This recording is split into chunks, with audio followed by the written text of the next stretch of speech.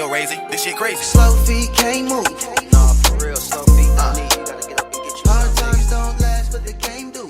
Hard times don't last. Name the album Time Gonna Tell been hustling because like I feel like time speaks for everything and everybody, you know what I'm saying? Like it speaks for your actions. So like a nigga don't gotta say like what he been doing or what he ain't been doing. You know what I'm saying? Like time will tell if you've been working or if you've been chilling, if you've been, you know what I'm saying, whatever, like whatever you've been focused on, you know what I'm saying? So I just feel like that's part of it. Like, you know what I'm saying? Time gonna tell that I've been hustling with the sound of the music. You can tell that I've been working on, you know what I'm saying, improving. And then in another way, it's like speaking in a timeline too. You know what I'm saying? Like I feel like I'm looking at it from like my career and my life, you know what I'm saying? Like in a timeline, like where I'm at today is basically a story told by my journey, basically. You know what I'm saying? Like where I'm coming from today creatively and just vocally in general when I'm speaking and everything. It's like coming from everything that I went through on the way to today, you know what I'm saying, to this point. So that's another way I'm looking at it too, you know what I'm saying? It's just my whole timeline, you know what I'm saying? And then even speaking of like my timeline, like just even thinking about like the beginning of my career, you know what I'm saying? Like a lot of people don't know that I used to be in a group, you know what I'm saying? Like that's when I started.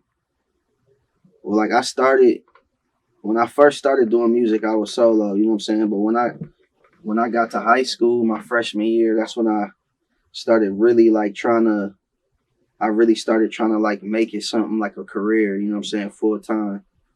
And I met two other guys, shout out to Flaw and Cam, who they was already doing music at the school and they was like the top artists and shit, you know what I'm saying? And I was the new nigga at the school that people knew, you know what I'm saying, I was dope at rapping and shit. And I just linked up with them and we just started doing it together, you know what I'm saying? So like all the way up to like from freshman year probably to like sophomore, maybe junior year, we was a group, you know what I'm saying?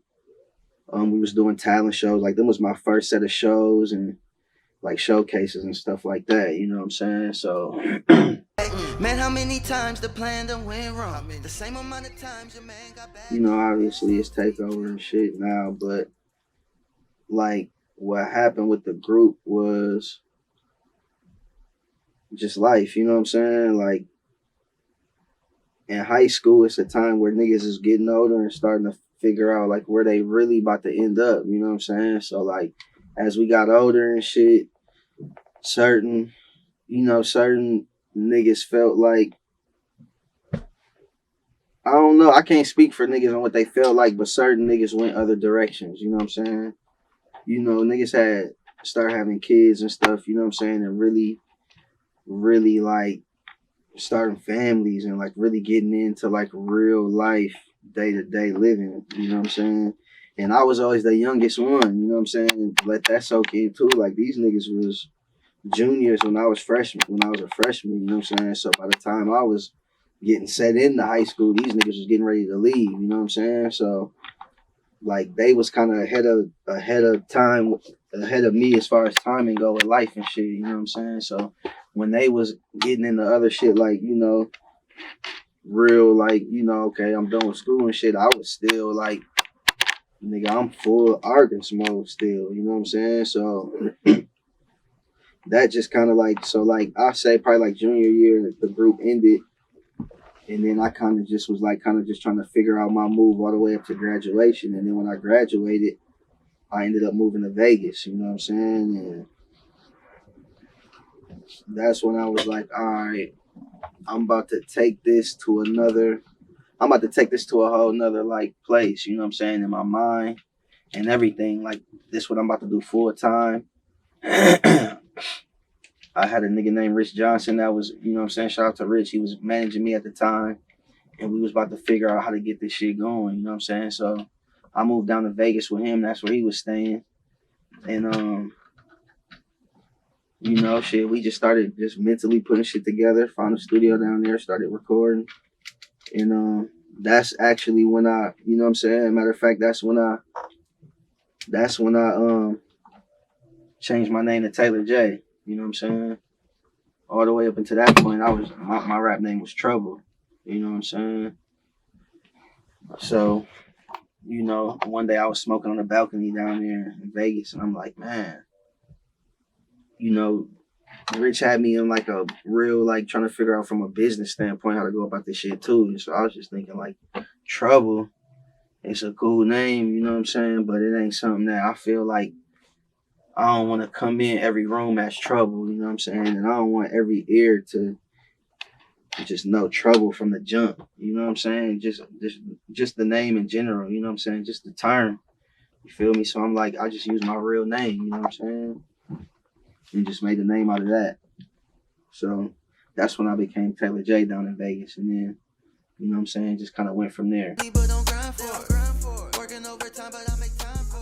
I stayed in Vegas probably like, it wasn't that long. I think I was down there for probably like a summer, a little more than a summer, probably like, you know what I'm saying, probably like 5-6 months maybe. And after the Vegas thing, I really ended up back in Minnesota, but not on purpose. Like, I came back to Minnesota. I think my auntie was getting married. Like, yeah. My auntie was getting married, and when I went back there to visit, I ended up staying. Like, I don't know how, I just ended up staying. And then from there, it's like, okay, boom. Now TaylorJ's created. Now I know, like, I'm confirmed TaylorJ now. You know what I'm saying? So now it's like, now I'm working as TaylorJ. I'm getting TaylorJ off the ground creatively. You know what I'm saying? So like at that same time, when I went back home, I ended up linking with, you know what I'm saying, who is my team today. Well, some of my team today, you know what I'm saying? Like, I ended up linking with you know what I'm saying, some niggas from my neighborhood. And it was all mutual people, you know what I'm saying? Like, we all came together from different parts of the city. And the first, you know what I'm saying, the first people who I linked with, they was older than me too, you know what I'm saying? So I linked with them, and we started going crazy. Like, we got the TaylorJ shit cracking. Like, I made my first mixtape. We got a studio. We started doing shows like all over the city. You know what I'm saying? Like, opening up for anybody that came to Minnesota for a show. You know what I'm saying? And we did that for like, man, we had a crazy run. We did that for like, shit, what you say, like a year, 2 years, probably like maybe like a 2-year run, but like consistently, like every week we got our own event, or we performing at somebody's event. Like, it's like TaylorJ Takeover. That was the brand. You know what I'm saying? It was TaylorJ, but it was TaylorJ Takeover. It was TJT. That was the brand. And we had like the whole city on some straight TJT shit. You know what I'm saying? And that was like fueling me up. You know what I'm saying? To take it to the next level. You know what I'm saying? So we got the TaylorJ shit cracking. And we had that going. And then from there, it's like, okay, it's time to expand. You know what I'm saying? And at the time, Atlanta was like lit. But it was still kind of boiling though, like, but you knew, like, okay, yeah, like, it's time to go somewhere like Atlanta where we can expand and like reach everybody, you know what I'm saying? So we ended up literally like deciding we're gonna move to Atlanta. We packed up a U-Haul with all our shit, me and two of the homies. Trying to think who all was there, maybe 3. I can't remember, that shit was so long ago. But we picked up the U-Haul, we packed up the U-Haul, and I followed the U-Haul in the car that I had at the time, and we drove down to the A. You know what I'm saying? Straight up to the apartment that we applied for online.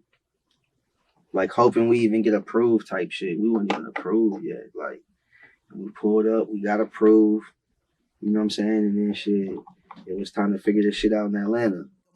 I knew back then I hated spam. I want crab and lobster. Just order crab as big as me. So now I'm in Atlanta. I took that leap of faith, you know what I'm saying? I just upped and dipped. Now it's time to expand, you know what I'm saying? So I'll put it this way, like the first year, you know what I'm saying? It was a challenge for sure, you know what I'm saying? Like it was like testing how bad a nigga really want this shit, you know what I'm saying? Because I left home where I was like comfortable, you know what I'm saying? Like I had everything I needed there. I had all my resources at the crib. And then we went to Atlanta, and the nigga didn't know nobody. All we had was each other, you know what I'm saying? And we didn't have no money, you know what I'm saying? So nigga, we didn't have furniture, we didn't have money to pay for motherfucking food and shit. Weed, you know, nigga, we been weed heads, you know what I'm saying? All that shit, you know what I'm saying? Motherfucker can't pay for the hot water and shit. All the little shit, you know what I'm saying? You know what I'm saying? So we went through that for like a year and shit. My car broke down and I drove down there. Called that quits. You know what I'm saying? And then at the time, Twitter was the thing, like heavy, you know what I'm saying? And I was big on Twitter at the time and still am, you know what I'm saying?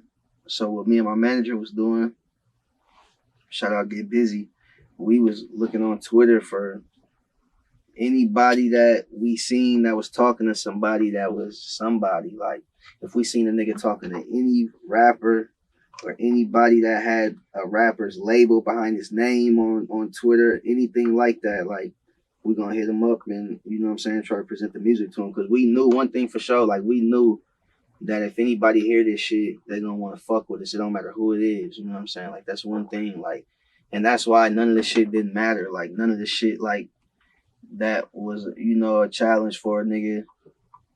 It wasn't shit because niggas knew, like, man, as soon it's just gonna take one nigga to hear this shit or one female to hear this shit, and it's a wrap. You know what I'm saying? So we ended up finding a nigga on Twitter that was talking to somebody from CTE. You know what I'm saying? So we reached out to the nigga and was like, man, we just moved to Atlanta, you know what I'm saying? I'm TaylorJ, I want to just meet up with you, you know what I'm saying? Play you my music and shit. And the nigga wrote back. He ain't write back right away, you know what I'm saying? Niggas was like, damn, but we wrote to like 20 niggas and they ain't write back, so it wasn't no thing. But then the nigga ended up writing niggas back and was like, shit, let's link at this restaurant or somewhere we ended up linking up at. And shit, me and my manager, we pulled up on him and we met. It was him and his partner and shit. And they was just telling us, you know what I'm saying, that they was doing some business with CTE or something, but they wasn't a part of CTE. But they had some business partners that they was working with that had a label down there, and that they business partners might be able to help us, you know what I'm saying? But they kind of wanted to get the feel for us, and we wanted to get the feel for them too, before we just jumped into, you know what I'm saying, meeting who you know and all that, you know what I'm saying? Because we didn't really know them like that, you know what I'm saying? So we kind of just started fucking with them for a second, you know what I'm saying? For about a month, maybe we was fucking with them, going to different studios, like really letting them know what we on and how we coming, you know what I'm saying? And they fucked with us like from the rip, like they believed in us from the jump, you know what I'm saying? And they was like real excited to like let people know in the city that, you know what I'm saying, they was fucking with us and that they found these new niggas, you know what I'm saying? So long story short, we ended up meeting their business partners, you know what I'm saying? They was building a studio at the time, and I ended up, and their business partners is who I ended up signing my first deal with, actually, you know what I'm saying? Like my first record deal and shit ever. Big Play Entertainment, you know what I'm saying? And you know, when we signed to them, it was like everything changed for a nigga. Like now we ain't, before we was living like out in like Alpharetta and shit, you know what I'm saying? Now, because we didn't even know where we was moving to. We just picked the city, you know what I'm saying, or part of Atlanta. So now we like living, now we like getting introduced to like the inside of the city, you know what I'm saying? But first even with that though, like we went to the studio, it wasn't even right away. Like we went to the studio and we was recording and shit and like meeting a couple of niggas from the label and shit. And it was just regular shit, you know what I'm saying? Meeting niggas, whatever, you know what I'm saying? But like every time I would go over there, I would record like 2 songs a day. Like every time I go over there, like I record at least 2 songs, sometime 3, like every time, like from scratch, like nothing. I'll just go through my beat email, I'll pick some shit and just lay some shit like quick. And one of the niggas from the label was the nigga that was there every time I was coming through and recording and shit. And he must have was telling the other niggas at the label, like, man, it's this nigga named TaylorJ be coming up here. And this nigga's cold. You know what I'm saying? Like, this nigga be coming up here and be knocking shit out. This nigga's different. This nigga's from Minnesota, blah, blah, blah, blah. You know what I'm saying? So he ended up coming up to me like, maybe like 2 weeks after me recording up there.